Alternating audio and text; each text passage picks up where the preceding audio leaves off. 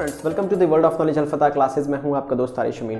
Friends, आज के इस वीडियो में हम बात करेंगे सन 1857 का विद्रोह, रिवॉल्ट ऑफ 1857। और इस वीडियो में हम बेसिकली बात करेंगे फ्रेंड्स सन 1857 के विद्रोह के जो महत्वपूर्ण केंद्र रहे थे और उस केंद्र से किस लीडर ने इस विद्रोह को आगे बढ़ाया और किस अंग्रेज अधिकारी ने इसको दमन किया, उन सब की जानकारी आज इस वीडियो में हम लेंगे फ्रेंड्स। बेसिकली इस वीडियो को हम पढ़ेंगे बीपीएससी लेवल तक पढ़ेंगे फ्रेंड्स। तो पहले संक्षिप्त में हम इसका ओवरऑल इंट्रोडक्शन देख लेते हैं कि 1857 का विद्रोह क्यों शुरू हुआ और ये कहां किस किस केंद्र पर लड़ा गया या फिर विद्रोह को अंजाम दिया गया। तो आइए फ्रेंड्स शुरू करते हैं कहानी। सबसे पहले सन 1857 का विद्रोह के महत्वपूर्ण केंद्र, जैसा कि मैंने आपको टॉपिक बता दिया फ्रेंड्स। तो शुरुआत कहां से हुई? शुरुआत होता है फ्रेंड्स 1856 से, 1857 से, सॉरी 1856 से 1856 से। 1856 में से ब्रिटिश सैनिकों को, ब्रिटिश अंग्रेज सरकार ने क्या किया, सैनिकों को एक नई बंदूकें दी।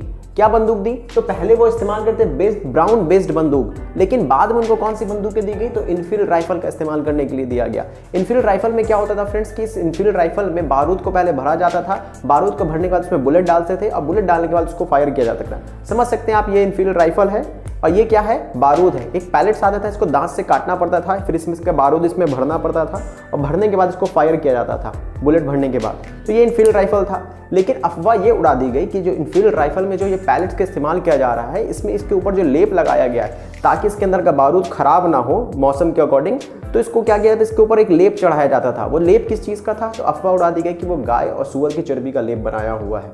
तो इस वजह से चूंकि भारतीय अंग्रेज के सैनिक जो थे वो भारतीय थे और भारतीय ज़्यादातर मुसलमान और हिंदू होते हैं, तो यहाँ पे फ्रेंड्स उन सबके में धर्म की बात थी, क्योंकि वो गाय और सुअर की चर्बी का इस्तेमाल नहीं कर सकते, तो उनके धर्म के खिलाफ था। तो उन्होंने क्या कर दिया, यहाँ से विद्रोह शुरू कर दिया। विद्रोह शुरू करने वाला सबसे पहला अधिकारी कौन था फ्रेंड्स? भारतीय सैनिक कौन था? तो वो था मंगल पांडे। तो देखिए यहाँ पे क्या लिखा है हमने, 1856 को ब्राउन बेस्ड बंदूक की जगह उसने अंग्रेज सरकार ने क्या दिया? इनफील्ड राइफल इस्तेमाल करने के लिए दिया। इसी के दरमियान 28 मार्च 1857 को बैरकपुर छावनी, ये बैरकपुर छावनी मेरठ में पड़ता है, कि 24वें रेजिमेंट के एक भारतीय सिपाही जिसका नाम था मंगल पांडे, मंगल पांडे ने विरोध किया। क्या, क्यों विरोध किया, कैसे किया, आपको समझ में आया होगा। आगे देखते हैं कि तो उसने क्या किया विरोध के दरमियान। 28 मार्च को उसने क्या किया? लेफ्टिनेंट बाग की हत्या कर दी और साथ ही साथ सर्जन ह्यूसन को गोली मार करके क्या कर दिया? घायल कर दिया। तो उसने विरोध जैसे किया, विरोध करने के दरमियान उसने एक अधिकारी, अंग्रेज अधिकारी के अफसर को मार दिया गोली और एक को क्या कर दिया? घायल कर दिया। तो उसके उलट में कार्रवाई हुई। 10 अप्रैल मंगल पांडे को फांसी दे दिया गया। 10 अप्रैल को मंगल पांडे को फांसी। जैसे ही मंगल पांडे को फांसी पड़ता है, ये पूरे भारत, उत्तर भारत में सनसनीखेज की तरह दौड़ता है कि मंगल पांडे को फांसी दे दिया गया। तो 24 अप्रैल को मेरठ छावनी के सिपाही ने क्या कर दिया? विरोध करा कि मंगल पांडे को क्यों फांसी दिया गया। और हम अभी भी वो सैनिक तैयार नहीं थे उस पैलेट बिल्ड्स को तोड़ने के लिए, क्योंकि उनका शक जो था पूरी तरह से कंफर्म हो चुका था कि इसमें गाय और सुअर का चर्बी मिलाया गया, इस्तेमाल किया गया और उसको इस्तेमाल नहीं कर सकते, चला नहीं सकते थे। फाइनली 24 अप्रैल को पूरे मेरठ छावनी के सैनिकों ने इस पर क्या किया? विरोध किया। और विरोध के दरमियान उनको 24 अप्रैल को मेरठ छावनी के सिपाहियों के विरोध में मुकदमा चला और मुकदमा चलने के बाद 9 मई को सैनिकों को नौकरी से निकाल दिया गया। कितने सैनिकों को निकाला गया? तो 85 सैनिकों को निकाला और उनके खिलाफ सजा सुनाई गई। तो ये ओवरऑल जो तत्कालिक कारण हमने देखा फ्रेंड्स, वो यहाँ पे था कि किस तरह से बेस्ट ब्राउन बंदूक की जगह इनफील्ड राइफल का इस्तेमाल करने के लिए दिया गया। बैरकपुर छावनी के 34वें रेजिमेंट के मंगल पांडे ने विरोध किया। विरोध के दरमियान उनको फांसी हुई और फांसी होने के बाद ये पूरा घटनाएं घटी कि मेरठ के सभी सैनिकों ने क्या कर दिया? विरोध कर दिया। विरोध के दरमियान ये 10 मई को क्या किया फ्रेंड्स? सैनिकों ने जितने भी अस्त्र शस्त्र सब अंग्रेज के लूट लिए, अंग्रेज अधिकारियों को मारा और मारने के बाद पूरे मेरठ में ये फैल गए चारों तरफ। मेरठ फैलने के बाद ये क्या होता है फ्रेंड्स? मेरठ के सभी विद्रोही सैनिक अब मेरठ जीतने के बाद, मेरठ में काबू करने के बाद ये दिल्ली की ओर बढ़ते हैं। क्यों बढ़ते हैं? क्योंकि केंद्र जो था वो दिल्ली था और केंद्र की तरफ, दिल्ली की तरफ पहुंचने के बाद क्या करते हैं, ये दिल्ली में कब्जा करते हैं, अंग्रेज अधिकारी को वहां मारते हैं और मारने पीटने के बाद वहां पे बहादुर शाह जफर को वो अपना सम्राट घोषित कर देते हैं और कहते हैं कि आपको ये क्या करनी है? लड़ाई लड़नी है और अंग्रेजों को यहाँ से मार के भगाना है। तो ये ओवरऑल पूरा कहानी था फ्रेंड्स। यहाँ से हमने शुरू किया और बहादुर शाह जफर तक पहुंच गए। इसके बाद क्या होता है फ्रेंड्स? इसके बाद पूरे भारत में, उत्तर भारत में ये लड़ाई बढ़ती चली जाती है। बहादुर शाह जफर सब रियासतों में खत लिखते हैं और कहते हैं कि आप सब लोग लड़ाई लड़ें और अंग्रेज को यही मौका है बाहर भगाने का। फाइनली फ्रेंड्स फिर पलटवार करता है अंग्रेज अधिकारी, और पलटवार करने के बाद चूंकि हम जानते हैं कि 1857 का विद्रोह जो रहा है वो असफल रहा है, इसमें हमको आज़ादी नहीं मिली, लेकिन इसने बहुत ज़्यादा परिणाम दिया और आगे लड़ाई लड़ने के लिए बहुत ज़्यादा इससे प्रेरणा मिली हमको, यहाँ पे कह सकते हैं आप। तो फाइनली 20 सितंबर को क्या होता है, अंग्रेज अधिकारी 20 सितंबर 1857 को एक अंग्रेज अधिकारी अफसर हडसन के नेतृत्व में एक अंग्रेजी सेना दिल्ली पहुंचती है। दिल्ली पहुंचने के बाद सारे विद्रोहियों को मार गिराती है। मार गिराने के बाद वो दोबारा दिल्ली पे क्या कर लेती है, अधिकार कर लेती है, और विद्रोह यहाँ से समाप्त हो जाता है दिल्ली का। दिल्ली में केंद्र पे अधिकार होता है। बहादुर शाह जफर को गिरफ्तार किया जाता है, उनके बेटों को वहीं पे शहीद कर दिया जाता है, मार दिया जाता है, और बहादुर शाह जफर को रंगून भेज दिया जाता है जेल।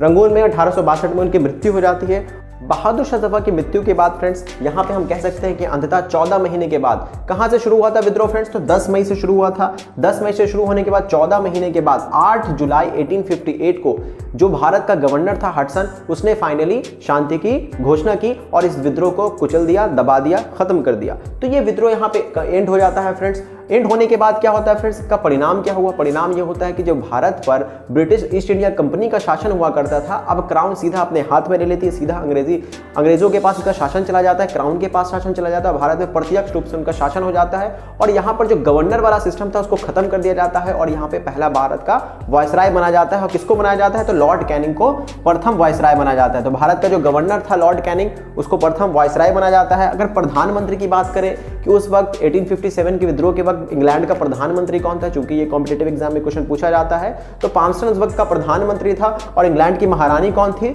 तो विक्टोरिया उस वक्त की महारानी थी। तो इस तरह से ओवरऑल ने पूरा कहानी देख लिया फ्रेंड्स, 1857 का विद्रोह कहां से शुरू हुआ और कहां पे खत्म हुआ।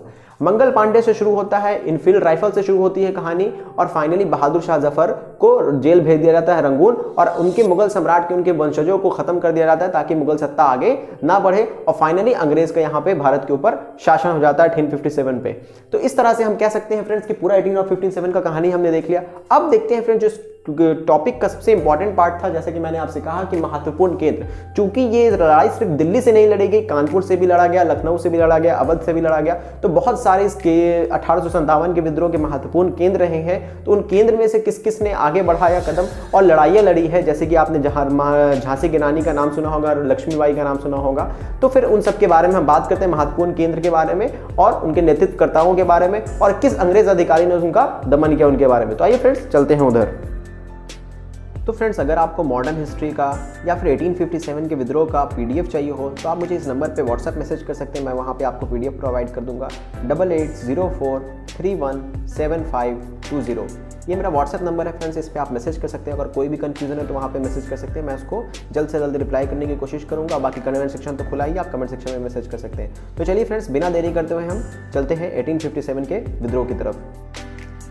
तो जैसा कि ये देख सकते हैं फ्रेंड्स 1857 के महत्वपूर्ण केंद्र है यहाँ पे, और ये नेतृत्व करता है, और विद्रोह का दमन किस अंग्रेज अधिकारी ने किया वो है। तो सबसे पहले हम दिल्ली की बात करते हैं। तो दिल्ली का केंद्र के नेतृत्व कौन कर रहा था फ्रेंड्स, तो बहादुर शाह जफर। जैसा कि मेरठ छावनी के सभी सैनिक सिपाही ये दिल्ली पहुंचते हैं, और दिल्ली पहुंचने के बाद बहादुर शाह जफर को अपना सम्राट घोषित करते हैं। तो दिल्ली के नेतृत्वकर्ता कौन थे, बहादुर शाह जफर थे। बहादुर शाह जफर को द्वितीय भी बोलते हैं, बहादुर शाह द्वितीय। और इनका दमन किसने किया, तो हडसन ने किया, जैसे कि हमने देखा। दूसरा बात करते हैं, दूसरा महत्वपूर्ण केंद्र था लखनऊ से नेतृत्व कौन कर रही थी, तो बेगम हजरत महल कर रही थी। और इसका दमन करने वाले कौन थे, तो कैंपबेल थे। आगे बात करते हैं फ्रेंड्स, लखनऊ के बाद कानपुर की बात करेंगे हम। कानपुर में नाना साहब के भी दमनकर्ता कौन थे, कैंपबेल थे, सर कॉलिन कैंपबेल इनका नाम था पूरा। अगर झांसी की बात करें तो झांसी से रानी लक्ष्मीबाई कर रही थी, इनका साथ दे रहे थे तात्या टोपे। और यहाँ से जो दमन किसने किया अंग्रेज अधिकारी, तो ह्यूरोज ने किया। जगदीशपुर की बात करेंगे तो जगदीशपुर बिहार, वीर कुंवर सिंह यहाँ से कर रहे थे, ये 70 वर्षीय थे फ्रेंड्स। आरा से लेकर के दानापुर तक इन्होंने अंग्रेज को खदेड़ के भगाया है। और यहाँ पे अगर बात करें बिहार पटना से, तो विलियम टेलर और विंसेंट अय्यर ने इनका दमन किया, इस विद्रोह का दमन किया। इलाहाबाद की बात करेंगे फ्रेंड्स, तो इलाहाबाद से मौलवी लियाकत अली और साथ ही साथ जनरल नी ने इनका दमन किया। फैजाबाद से मौलवी अहमदुल्ला शाह, और दमन किसने किया, तो कैंपबेल ने किया। फ्रेंड्स ये क्यों बता रहा हूँ, आपको याद करना है, क्योंकि एग्जाम में ये पूछे जाते हैं किस महत्वपूर्ण केंद्र से कौन नेतृत्व कर रहा था। बरेली की बात करें तो खान बहादुर खान, और किसने किया, तो कैंपबेल ने किया। गोरखपुर की बात करें तो गजाधर सिंह और निज़ाम मोहम्मद कर रहे थे, और वहाँ के स्थानीय सेना ने इस विद्रोह का दमन कर दिया। आगे और बात करेंगे तो मंदसौर जो कि मध्य प्रदेश में फिरोज शाह ने किया, स्थानीय शासन ने इसका दमन कर दिया। और कोटा जो कि राजस्थान में जयदयाल और एवं हरदयाल ने किया, वहाँ भी स्थानीय सेना ने इसका दमन कर दिया। असम की बात करेंगे तो कंदेपेश्वर सिंह और मीनाराम दत्ता, वहाँ भी स्थानीय सेना ने इसका दमन कर दिया। और भी कुछ इंपॉर्टेंट है यहाँ पे आप देख सकते हैं, जैसे कल्लू वीर सिंह प्रताप सिंह स्थानीय सेना ने दमन कर दिया। मथुरा से देवी सिंह और मेरठ से कदम सिंह ने किया, वहाँ की भी स्थानीय सेना ने इसका दमन कर दिया। तो इस तरह से फ्रेंड्स हमने देखा फ्रेंड्स कि 1857 के विद्रोह के महत्वपूर्ण केंद्र कौन थे और उनके नेतृत्वकर्ता कौन कौन थे।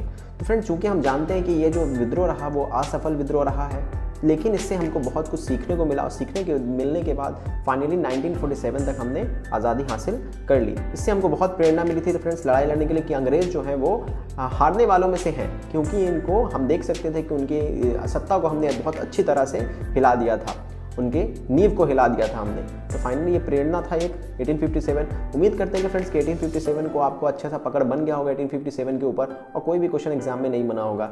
आप कमेंट सेक्शन में बताएं फ्रेंड्स कि वीडियो आपको कैसा लगा। अगर वीडियो पसंद आया हो तो वीडियो को लाइक कीजिएगा, अपने फ्रेंड्स के साथ शेयर कीजिए, हमारे चैनल को सब्सक्राइब कीजिए। मिलेंगे नेक्स्ट वीडियो में फ्रेंड्स, तब तक के लिए अपना ख्याल रखें। Take care, bye bye.